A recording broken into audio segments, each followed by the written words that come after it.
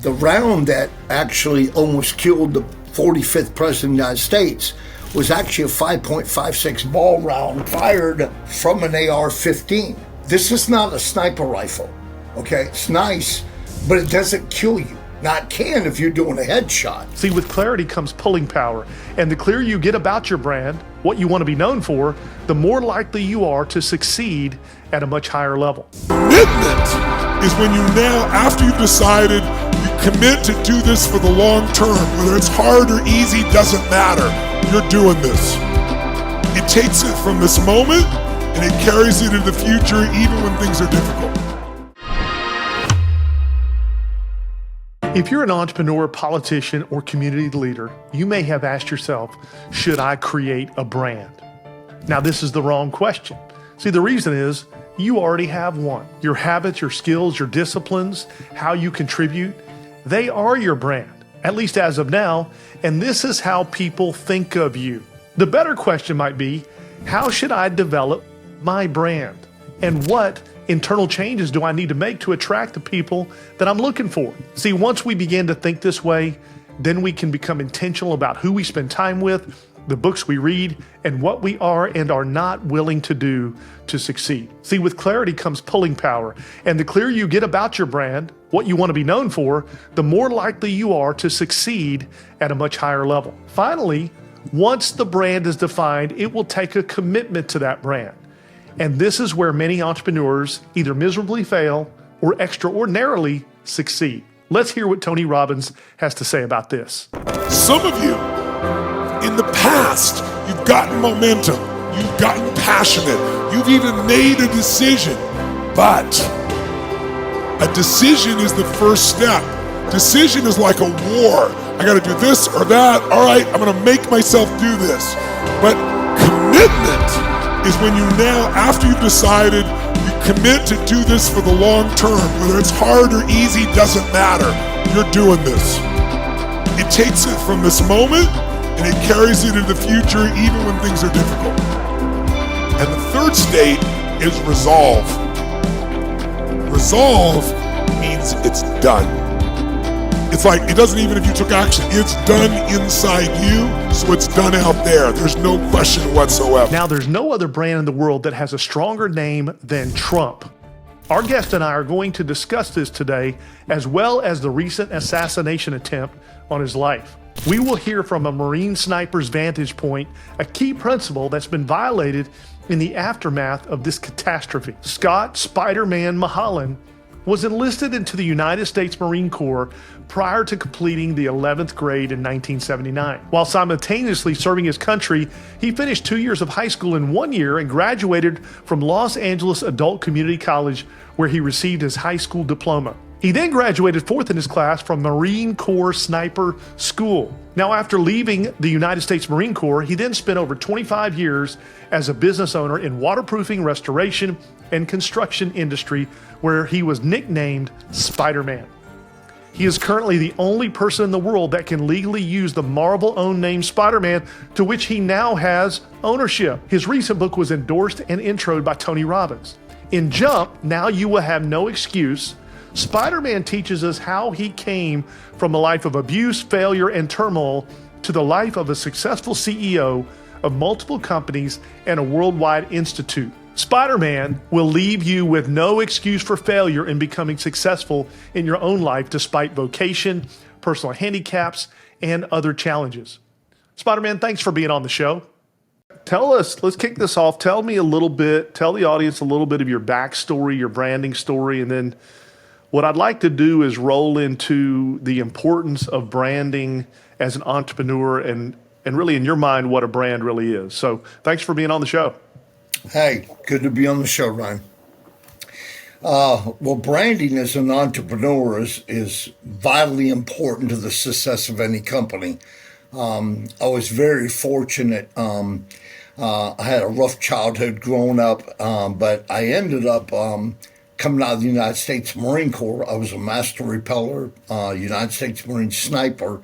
So when I took the standard operating procedure of the Marine Corps, I kind of flipped it into the civilian and went on to build a company where I had about 120 employees, and we grossed out about $50 million. One of our companies, our parent company, was very successful, and we did a lot of branding, but I did it through the name Spider-Man. I was known all over America. I scaled up suicidal buildings. I actually own the name worldwide. I have the service mark for the name Spider-Man. Marvel Comic owns, the comic books, but I actually own the name. Almost had to sue Facebook to put my name, Spider-Man Mulholland, on my Facebook because they didn't believe me. But it's actually my real name. It's on my birth certificate. I have that as my moniker. So I used in branding being Spider-Man, scaling buildings. Became a forensic investigator. I scaled buildings all over America. Worked for Marriott, Starwood, Blackstone, some of the largest Fortune 100 and 500 companies, DuPont. And so I was able to scale suicidal buildings and do forensic investigations. So even had a book come out endorsed by Tony Robbins and John Spence called Jump, and that's actually a real picture of me flying off the front side of a 40-story building at 60 miles an hour, which was featured by DuPont and Dow Corning. And so that's kind of the moniker. So I took the name, branded what we did, and then built, we started small, and then we went to 16 construction divisions, and I became, we did the residential, commercial, high-rise buildings, and then got into forensic investigations, which now we do all over America. But it's, the branding is extremely important, and it's got to be focused. We had 27 billboards up all down to our coastline, and we only use 7 words. When you brand, you're going to want to keep it short, sweet, and to the point.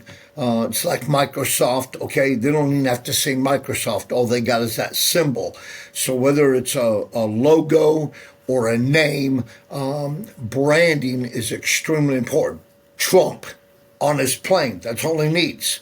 And sometimes it's the person, sometimes it's the service. In case Bill Gates never branded his name, but he branded Microsoft. Trump branded his name.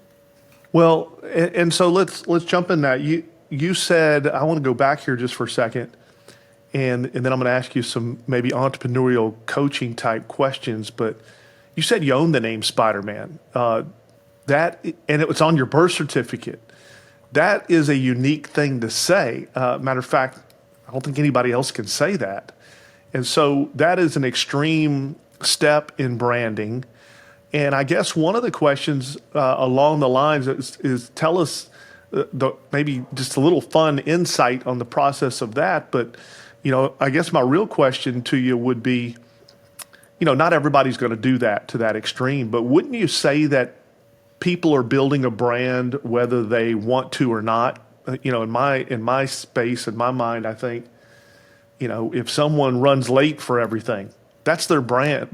They're building that brand. So it's one thing to go, hey, I've got a really cool name, I got a really cool logo, but there's principles and values that have to make that logo mean something. And let's talk about that for a little bit, but tell us how Spider-Man ended up on the birth certificate.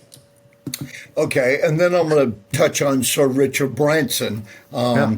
His name is not branded, but he's the man behind it. So whatever he does, it hurts. Virgin Records, Virgin Air. He's got 400 different companies. Last time I was keeping up with him, or Elon Musk, he's, you got the Tulsa, you got, his space now X. The man behind the branding, that's very important. You got Apple, but then you had Steve Jobs. And so anything Steve Jobs does or what he doesn't do can affect Apple. With my name, Spider-Man, I started doing suicidal buildings. They nicknamed me Spider-Man. I was featured on the front page of the Denver Post. I've been on national TV. David Letterman asked me to be on a show. But I literally took suction cups and walked up the side of buildings. And I've been able to fly. I was a master repeller. So I scaled buildings all over America. And it became my moniker with them when Marvel Comics went to sue me, told me I couldn't use the name no more. We got into it. Well, I won. I was able to retain the name because I'm not a comic book. I actually am Spider-Man. I do this for a living. I literally have taken suction cups and walked upside of buildings, flown off buildings. I had the grand opening of the Stratosphere in Vegas, which was canceled because of the conflict between me and Marvel. So, but once I retained the rights to use that name, and it was my name, and I own it as a person worldwide. If someone else calls himself Spider-Man, well, I can sue him. I have the rights to that name. So I used the name to help brand my companies, drew attention to myself, and then it drew attention to me as a forensic investigator for moisture intrusion, toxic mold, failure analysis, which I later became a general contractor, engineer, architect, and now I am actually a building scientist and do some of the most unique forensics in the nation. So the man behind the branding, whether you're using your name like, and again, I'm going to use Donald Trump. I don't know anybody that's done better at branding his name than Donald Trump. It's on his buildings. It's on his plane. I mean, and he's got a great plane. I wish I had one like that. So the man behind the brand, whether it's Microsoft and it's Bill Gates or it's Trump and in his companies and real estate and his holdings, his portfolio, they both are really connected. So it's very important you as an individual to be able to have a strong reputation, a good image, and of course, your competitors can, come at you, make you look bad, but the integrity, the way you run your business, you don't want to be Mr. Late. You don't want to be mean or hateful. You really want to represent your company well.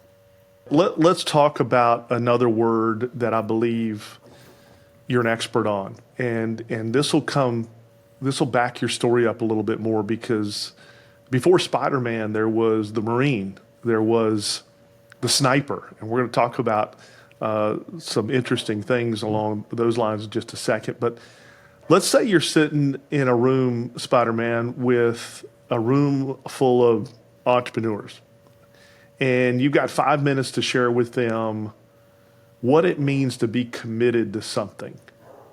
What comes to your mind? I see a lack of commitment with new entrepreneurs. They have great ideas, but it's not backed by any kind of commitment, and maybe there's their expectations are way off.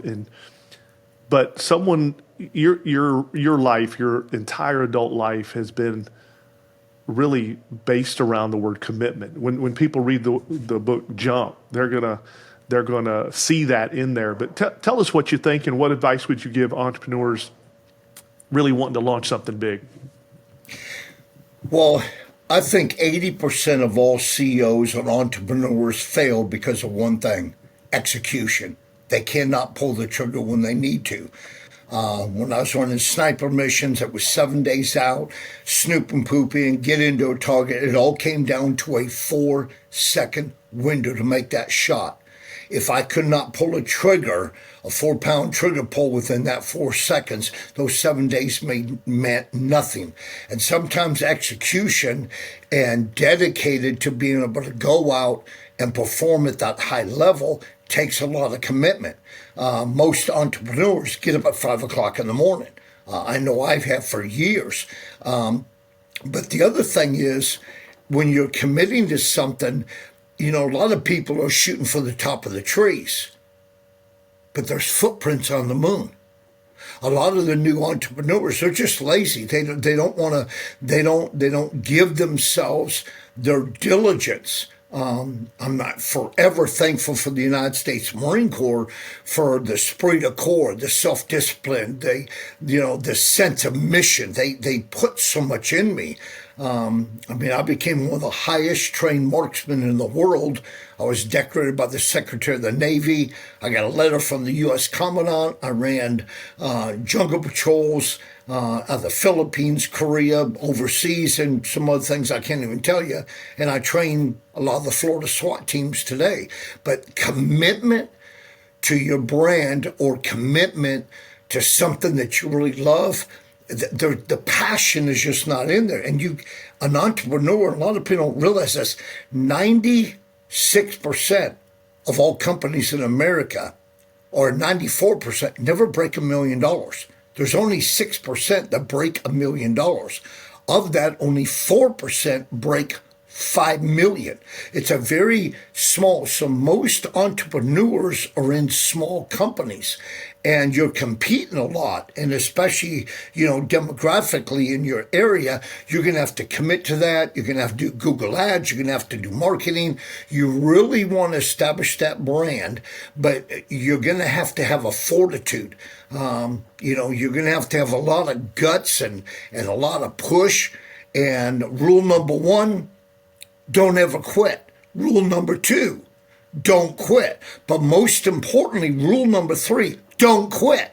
In fact, my book on the front page, it says, how do you kill something that will not die? You don't, you leave it alone. Your passion and your drive for your vision, your focus, it's got to be at 120%. You can't give 60, 80% as an entrepreneur up playing video games, watching TV all night. You got to be committed to your art. And the first 1 to 3 years, you better hit it. You better hit it hard, and you better go like your life depended on it. I mean, I built multi-million-dollar companies, and you got to be committed, and it's got to be something you enjoy doing.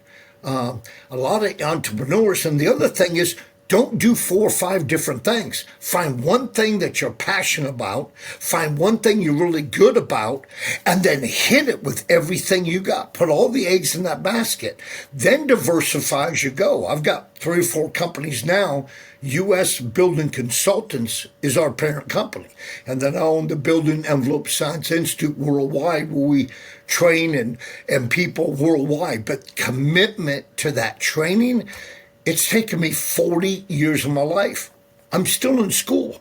So you never quit learning. Have an open mind, check your ego at the door, and network with people. And if you're the smartest person in the room, get up and leave. Yeah. And just because you're the smartest person in the room doesn't mean you have to say anything. There we have it, everybody. I don't know how to say it any better than that, so I won't even attempt to. But Spider-Man, thanks so much for those words. Now, before we roll, it's not every day that I'm going to take this recording, this podcast in a different direction here, because it's not every day that I get a former Marine sniper. And I don't know if there is such thing as a former one. I think once you are one, right? Yeah, you cannot be an ex-Marine, a former Marine, once a Marine, always a Marine. You die a Marine. They don't let you can't un-Marine yourself. I mean, I was 79 through 83. When I walk in a restaurant, still do a threat control, exits, find a corner booth. Back is never to the door. I can't eat with my back to the, I mean, that never, it never leaves you. So obviously that training and that's in your genes, that has transferred into your business life. And over the last 40 years, it's produced great results. But I'd like to kind of go with what's in the news right now. We have a former president that was recently, there was an assassination attempt on his life. To the obvious person watching this is looking like it's a major catastrophe. It's a catastrophic failure. And I want to get your perspective, what we can learn from this. Help us understand maybe a little bit of what you see when you're viewing the news, but also let's talk a little bit about the failure that took place and what we can learn from how to deal with this even as entrepreneurs? What are you seeing? What are you feeling? What's your experience telling you has happened here recently with this and the mistakes that were made? Well, from what I understand from the news, and some of this is anecdotal, the news, you can't, you don't know if it's true or not. I do know this, as a Marine Corps Scout Sniper instructor, it was a catastrophic failure. I don't want to condemn the Secret Service or the FBI, but a lot of people should be fired. Number one, the sniper team who was inside the building with narrow windows. Sniper teams, if you're a counter sniper team, you don't get inside a building without a good field of view of fire, without being able to respond, especially when the windows don't look like operable windows. You're shooting through a window. I mean, the round that actually almost killed the 45th President of the United States was actually a 5.56 ball round fired from an AR-15. Okay, this is not a sniper rifle. Okay, it's nice, but it doesn't kill you. Now, it can if you're doing a headshot. This rifle is actually my sniper rifle. This rifle will kill you, but this rifle is actually shooting a 7.62 round. So this is a sniper rifle. The 5.56 rifle they used actually was not a sniper rifle. So, and it's a 20-year-old kid. He got off the first shot, which was extremely accurate. At that point, everything changed. I mean, you got a, 3-4 pound trigger pull. You're squeezing that round. The first round that hit him would have killed him. And then, of course, you got the 50 round, the 50 cal, which I shoot as a sniper rifle out over a mile. So just to give context to this, the guy who was shooting the young man who climbed up on that roof, first of all, a sniper team should have been on that roof, and I guess they were displaced. There's so much unknowns right now, and again, there's a lot of conspiracy theories that there was a double-sided billboard they shot from. I don't believe that. There's a water tower. That's dumb. A sniper would never get on a water tower. First of all, how do you get off unless you just want to, get shot? If you're on that water tower and you crank off a round, even with a high caliber, 7.62 Lake City match ammunition at 173 weight grain, that's coming down at 2,550 feet per second. I'm a counter sniper. I'm going to take you out in less than 2 seconds. It wouldn't be 8 or 10 seconds. I cannot tell. The only thing that makes sense to me, if I was that sniper team, I would have almost let that happen. And that really disturbs me. And I don't want to get into conspiracy, but it was like a big, gigantic window. Now, if you got 2 sniper counter teams, 4 guys, one's inside the building, not on the roof, that's a failure. The whole thing is just horrible. People should be fired.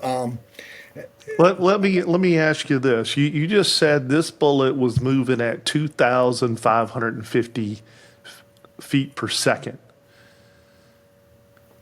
And it was an accurate shot. When we watch the video, we see President Trump's head turn. What do you think when you see how it played out and the fact that he's still alive with a shot that was that accurate? Actually, the 7.62 173 ray grain bullet approximately is a sniper round. He actually was shot with a 5.56 ball round, traveling maybe 1,600 feet per second. It's only probably a 60, 80 grain bullet. When he turned and cocked his head to look at the screen, it saved his life. And that could have never been shrapnel, because he got a beat on the president at 150 yards out, at 500 yards out without a scope on an AR-15. I can hold an 8-inch group at 500 yards out. He was probably only 150 yards out. How he got that close, and that 5.56 little ball round actually pierced his ear. Now, I thought it was blood splatter, but when he went down, the blood ran off the ear, which if you get shot in the ear, there's a lot of blood. That's the blood running down his face. So when he got down, it saved his life because the first 3 rounds, the first one he had a bead, that was the most accurate shot. After that, because he wasn't a sniper, the other 2 rounds missed him. But I dare say the other 5 rounds in rapid concession that came out, probably the Secret Service won't tell you that, but they may be in the body armor of the Secret Service when they jumped on to protect him. Of course, they'll never tell us that. But they shielded him, and they shielded him very quick. They failed getting him into the bulletproof car. I mean, goodness, 30 seconds? If there'd been another sniper, it would have been over. It doesn't appear like anyone wants to own the mistakes that have happened that day. It appears like everyone points fingers. And let's bring this back to business a little bit. Certainly in 40 years, there's been mistakes that have been made by even successful entrepreneurs like you. When you think of a business person that makes a somewhat major mistake, how do they recover from that and versus taking ownership of the mistake, fixing it, moving on from it, trying to correct it, or dodging the mistake and never taking ownership for it? Let's talk a little bit of business here, because like you said, it was a catastrophic failure. Nobody's owned the failure yet. Everyone's blaming whatever, and because of that, we have all these theories flying around. I personally think, and I believe you would agree with this, it was nothing but the hand of God that twitched Donald Trump's head to move him away from that particular bullet going right through his brain, really, because it was an accurate shot. But no one's owned this mistake. No, we're so thankful our former president is alive, but there was mistakes made, and it was pure God that he's alive today. But let's talk a little bit about that. Let's talk a little bit about owning, the different things that are going to come your way in business and how that plays out. That's a great question, Ryan. First of all, people don't want to take responsibility. First thing I would have done is, as the director of the Secret Service, hey, happened on my watch. I let a guy get with a high-powered rifle, get within 150-yard president of the United States with a clear view, focused shot. I resign. I need to be fired. That would have been true. But as an entrepreneur relating this to business, I have a different methodology or a paradigm shift. I've done probably as well as I have simply because of all the mistakes I made along the way. I don't view mistakes as mistakes. I believe formal education will make you a living. Self-education will make you a multimillionaire. Ask me how I know. You've really got to, when you make a mistake, it's not a mistake, that's education. The more mistakes you make, the better off you are. Too many people are scared to make mistakes, and that's why they can't execute. They're scared. Get out there, make the mistakes, own up to it, but learn from those mistakes and build your company. Again, nobody can be a successful entrepreneur without making mistakes and failures and falling down. I mean, I wrote a book on it. I was 4 years old. They took my mom away, committed my dad insane when I was 12. I went through 12 foster homes. I used to live in a garbage can for 2 years. And I got out. Someone got me in the Marine Corps, and I went on to become a very successful entrepreneur. And I call it Jump. Now You Have No Excuse. It's on Amazon, endorsed by Tony Robbins. But what it is don't have an excuse. Well, I'm the wrong color, or I got the wrong pedigree, or I made this mistake, or I'm handicapped, or I only got one limb, or I got a divorce, or I went bankrupt. Oh, give me a break. Suck it up, Buttercup. Come on, get in there and go. Mistakes need to be made to make you and project you where you got to go. You'll never see a caterpillar fly. It's only through the struggle of a monarch butterfly it breaks the cocoon and flies. If you cut the cocoon, you kill the butterfly. It won't fly. So there's a struggle. There's mistakes. The more mistakes you made, actually, the more successful you'll become. I mean, Steve Jobs was a testimony. Look at all the mistakes he made.